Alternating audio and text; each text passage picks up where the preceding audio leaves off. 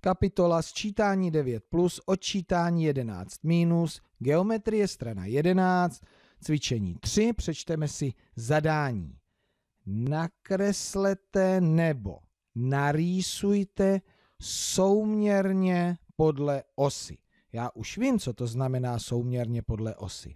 To znamená, že když tento čtverečkovaný papír ohnu podél této čáry, které říkáme osa, tak se mi tento domeček obtiskne na druhou stranu. Takže jak to bude vypadat? Špičku musí mít tady, tady musí končit zeď, 2 políčka jsou na tu stranu, musí být i na tu stranu, tady také a teď to podle ruky nakreslím. Docela to dělám i rovně. Tam to nebylo. Tak, osově souměrný domeček. To jsem nakreslil, ale já to mohu zkusit i narýsovat. Takže k rýsování si vezmu pravítko a teď tenhle ten bod spojím s tímto bodem, abych začal tvořit druhou polovinu toho domečku. Tak a teď mě chvíli bude trvat, než přesně, ještě ne, musím pohnout, přesně nasměruji pravítko, abych potom mohl, tak mám to dobře, moc ne, nevadí, vám to půjde lépe, tak budu se snažit teďka být přesnější. Tak, takhle svisle, přijedu až skoro k té čáře, tak vezmu si tužku a rýsuji. To už je lepší. A ještě tu vodorovnou část. Tak, tohle by bylo určitě nakřivo. Tak, povede se. Tak, no, ještě tady trošku máme kousíček. Dobrý. No, vám se to povede lépe. Rýsování je náročnější než kreslení. A co ještě tady u tohoto domečku, stromečku, tak na to já si vemu trošku na pomoci techniku. Vy kreslete nebo rýsujte, ale aby vám tady vznikl opravdu ten stromeček. Takže tady je to o 1 políčko, tady je to, další větve jsou o 2 políčka, tak, a tady ty větve jsou o 3 políčka.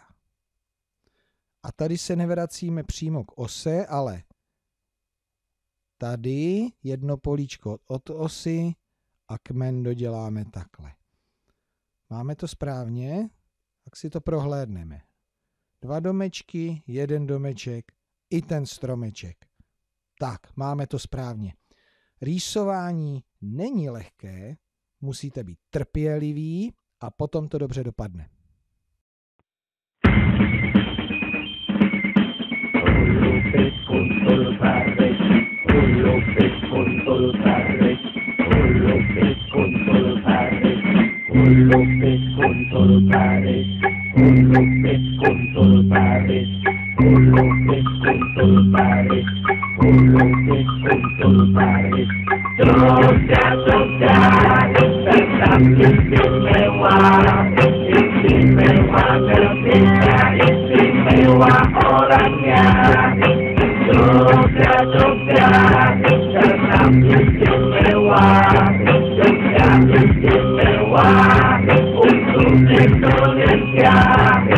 Rumah Noiki Sotro, Tekong Ayo Jogato, Estri Palisena, Rasane Koyo Pardo, Orang Peduli Dojo Tadi Neroko, Negeri Tata Eti Penilan Artiko.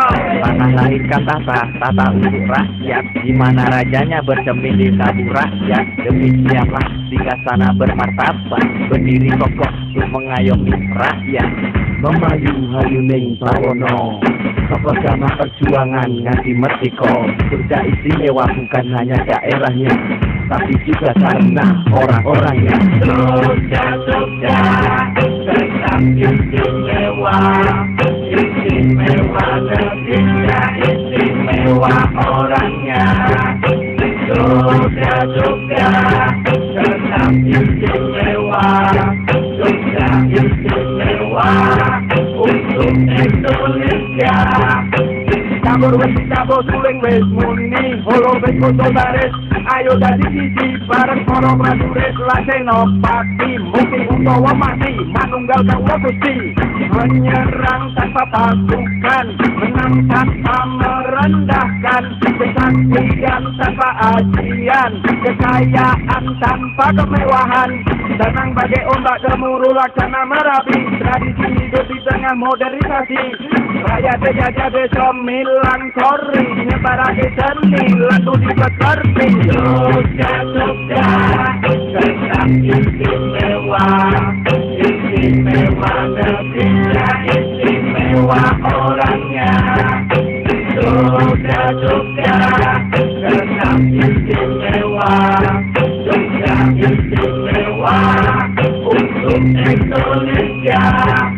Elingo sasane sing sampe kudu kaping 9. Sadhuwure sinau kudune dhewe tetep wong Jawa. Umpamake cacakang ora ninggalke lancaran, para bumi sing lair, kebekan tansah kelingan. Ing asoso Wisulaga, ing Madya Mangun Karso, Tutwuri Handayani, holo pes kuntul baris sayo dadi siji, sepi ing pamrih, kami ing gawe, sejarah neng kene, wes bukteake. Jogja istimewa bukan hanya untuk dirinya, Jogja istimewa untuk Indonesia. Jogja, Jogja, tetap istimewa, istimewa negerinya, istimewa orangnya.